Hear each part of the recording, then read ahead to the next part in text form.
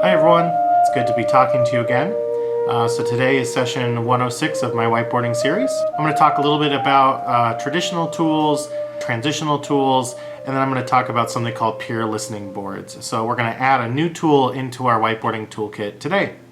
So I mentioned traditional tools a couple episodes ago, and I wanted to spend a little bit of time talking about them today. Here we have 7 traditional tools. This isn't every micro-level learning experience that you could have in a traditional environment, but it's close.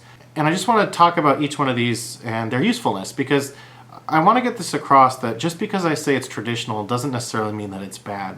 It just means that it has a specific use. And unfortunately, we use some of these traditional tools for things that they were never intended to be used for, or at least we use them and expect things to happen that they're not capable of making happen. So for example, when the teacher speaks and students listen, usually what that's good for is creating an emotional experience. So right now, you're probably going to remember your emotional experience of listening to me talk. It doesn't necessarily mean that you're going to remember everything I said. And so when I speak at you, you're going to learn bits and pieces of what I'm saying. But this isn't really necessarily the best way for students to learn. So the best use of this tool is to create an emotional experience for kids, or to convince them of what you're talking about, that of its importance in terms of emotion. Also, let's say you're trying to get kids to do some of these tools. It's okay to talk at them about it because they're going to be trying it out. And if a couple kids don't understand it the first time, well, they're going to experience it, and they're going to learn from their peers. And so it's okay to give directions by just talking at kids, but usually want to get them involved with modeling. So that's what teacher speak, students listen is good for. Having students copy things down, it's good as a management tool. If you want to calm your class down, have them copy a sentence down. Unfortunately, a lot of students learn to feel success when they copy things down that the teachers ask them to copy down, and so they'll crave that. Students will feel really successful when they've just copied things down into notebooks, when really, if you think about it, why copy something down into a notebook? Is it to remember it long term? It's so that you have that information for later on so you don't have to remember it. And so there's methods and techniques for interacting with that information, such as the Cornell note-taking method. But what I found with that is that usually there's too much information for kids to learn. And most of Cornell is copy, copy, copy, and teachers rarely go back as many times as they need to. I found that a better method is to simply provide them with the notes and have them interact with the notes rather than having them copy words down. Students with raised hands, yeah, it is good for leadership and it's good for kids practicing public speaking. On the other hand, if you do it the wrong way, a lot of kids, when the teacher are talking, are not listening. Imagine now when a peer stands up or a peer raises their hand and talks, usually a lot of kids will simply stop listening when the teacher's not talking and it's a peer. It's really kind of sad when you watch a student raise their hand and they have a question or they want to share something, to watch all the other kids and how they interact with that. A lot of them will close their eyes or they'll turn away. Watch for that body language because it's pretty negative actually.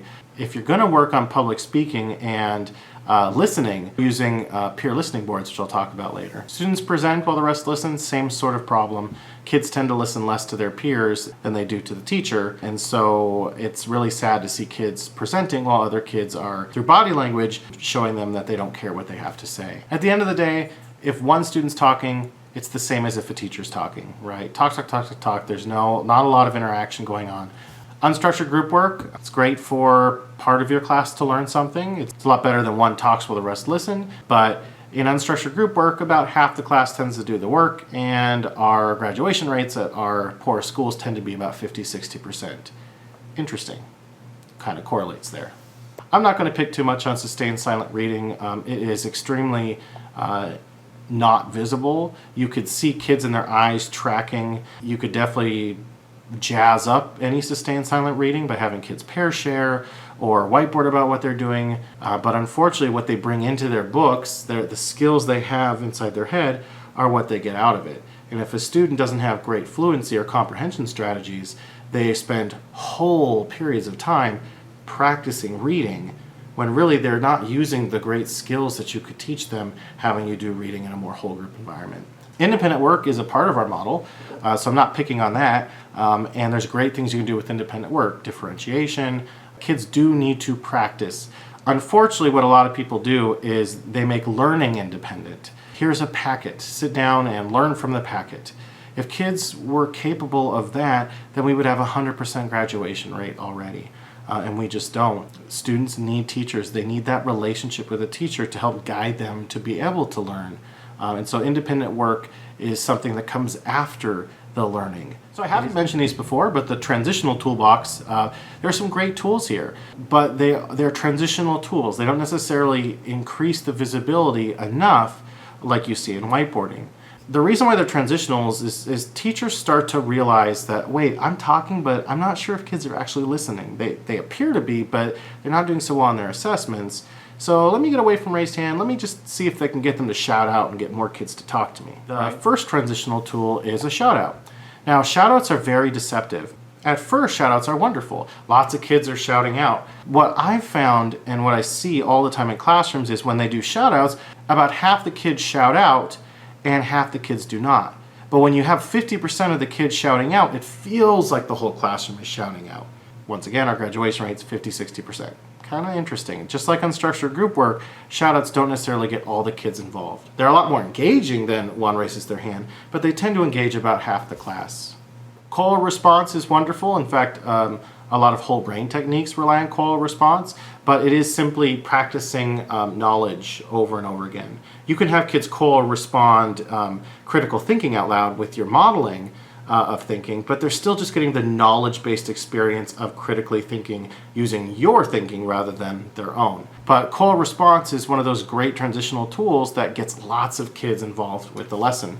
Kinesthetic response is leaned on a lot. Where I come from, the kinesthetic response was touted as one of the best things in the world. They always used fist to 5. 5 if you really know what's going on, a 1 if you're not so sure, a fist if you're like, I got no clue what's going on. Here's the thing about kinesthetic response. Watch your kids when you ask for something like a fist to 5. What do they do? And adults do this too. Okay, show me fist to 5. How well do you understand this video? Right? They look at the people around them. They're looking to see what is socially acceptable for me to put up in the air. And so we do the next best thing. We say, okay, close your eyes, show me a fist to 5. Well, what ends up happening is kids will do the best they can to show you a 5 or a 1, but the kids that love you are going to show you a 5 because they want to impress you. Right? A lot of kids don't necessarily have the metacognitive capacity to truly understand whether they know something or not. So let's say you're doing an ABCD, sign language, right? ABCD, hold that up in the air. Okay, so I'm holding an A up in the air, but do you know why I'm holding an A up in the air? Right? And that's the key. It's not really as visible as we'd like it to be. It's simply an answer. It's an A. It could be a guess. I could have come to the right answer through the wrong reasons. I could actually know it, but be putting up the wrong answer because I was tricked a little bit, but I could do it in a different scenario. So kinesthetic response is problematic, but it's a whole heck of a lot better than let me talk while you sit and listen. So then the last one is heads down help, chunked response. That's where, okay, kids have to write something in a small segment of writing on a piece of paper, and you walk around and you see what they're writing. You chunk your lesson into small written segments. That's actually great. That is the beginnings of whiteboarding. The issue with heads down help is it doesn't tend to be visible enough. It's hard for you to get around the room and see what all kids are writing in their thinking. And plus, it's harder to get peer feedback if they're writing really, really small. What usually happens with heads down help is you ask the kids to write, they don't quite know what to write, you get frustrated, you finally decide, okay, I'm going to just write the answer on the board, and it turns into you write and kids copy. Heads down help, chunked response, beautiful. It's sort of the pathway into whiteboarding. Think about your teaching and where you are and what tools you're using. And if you're using some traditional tools, try to push yourself up to transitional tools. If you're comfortable with transitional tools, see if you can't push yourself up to using some more innovative tools. For example, whole brain teaching, Kagan cooperative learning, or the whiteboarding structures. All right. Okay, so quick review. This is our Tier 1 model. We have an I do, we do, to do approach. A few weeks ago, I talked about the whiteboard cycle. We'll look at that again. I also, last week, went over ready and away positions, open boarding and closed boarding. I'll review that today as well. So just a quick review of whiteboard management. Ready positions, kids turn their board over, they write their name on it, they have their sock to the side, their marker up top. Away positions, they turn the board over, erase it, put the marker back in the sock, and put that up top there. So that's ready positions, away positions. Open boarding is when they lay it flat on the table so that you can see it and their peers can see it. Closed boarding, they tip it back up next to them and hide it from their peers, but the teacher can see them. Okay? And so those are just some whiteboard management tools that you can use while you're whiteboarding. So I quite purposely wanted to talk about peer listening boards during the traditional and transitional toolbox talk. Peer listening boards might be, for you, maybe the first technique you choose to use. Because it can be done independently of a whiteboard cycle, and it's really great to help you transition from one student shares while the rest listen. So this actually can take you from one kid raises their hand to the rest listen to a higher visibility of listening. And it really is exactly what it says. We're going to listen to our peer and we're going to respond on a whiteboard. So just like everything in whiteboarding, we use the whiteboard cycle. Peer listening boards is actually a specific element in whiteboarding. It's a spoken answer from a peer. The teacher has a question, they want someone to answer, the student will raise their hand and they respond. Before the student responds, you get them ready to interact. Okay guys, ready positions, closed boarding, here we go. So kids put their name on it, they tip their board back. All right, Susie's going to stand up, Susie's going to share. But before Susie starts, while maybe she's having some think time, you give kids the interaction. This is closed boarding. When Susie's talking, I want you to listen carefully because you're going to need to write one sentence about what was said. And so kids listen, listen, listen, and then they write their one sentence down. Now there's so many different interactions you could give for peer listening boards. Write down the three main things that are said. Illustrate what they're saying. Write down whether you agree or disagree, so you could give them actually sentence frames for what they're saying. But the idea is peer listening boards, the element is the peer, and you give the interaction. And so now, while the student is talking, they're actually listening and thinking about what they're saying. With whiteboarding, when the student shares, you're able to actually see what kids are thinking about it. And so the peer definitely feels heard because they're able to see all the responses when they're done. Usually the teacher's role while the student's talking is to have heads up help. Now heads up help is when you walk around looking for management. In other words, you're looking to make sure kids are actually listening and actually writing something down. Heads up help is more about behavioral feedback. It's a lot different than what we'll talk about later on, heads down help, where you're actually looking at kids' answers. But during peer listening boards, you need to make sure that your kids are actually listening carefully and writing things on their board. And so you want to do a feedback walk with heads up help, all about behavior. I also have included the technique called the teacher board. So while the peer is talking, you have your own teacher board and you write down a sentence yourself. So you could be walking around doing heads up help, but while at the same time, every once in a while you pause, you write something down on your board. Now, in whiteboarding, you don't just have the peer talk and have them answer, you now facilitate a cycle of feedback and revision. So when the peer's done talking, everyone finishes their sentence. Okay, we'll do a whiteboard look. Hold up your boards, everyone. And you're going to add a second sentence with information you missed. Okay, so see how the feedback is we're going to look at everyone's boards, and the revision is going to be we're going to add a second sentence to our answer. Kids look around, they get immediate feedback from their peers, they write down that sentence. Now, the cool thing is I had a teacher board, right? So now I hold up my teacher board and kids can get more information from what I put and put that down on their board. Notice that this is transitioned to open boarding, so kids, when they're done doing that, they can put their boards down because they tried to respond on their own, and now it's okay for them to get peer feedback and add that second sentence in. So that's how peer listening boards can work to facilitate a whiteboard cycle. So, if you're thinking, hey, how am I going to get started with this whole whiteboarding thing? Try doing some peer listening boarding. When before you would have one kid raise their hand and share an answer, well, okay guys, get your whiteboards in ready positions.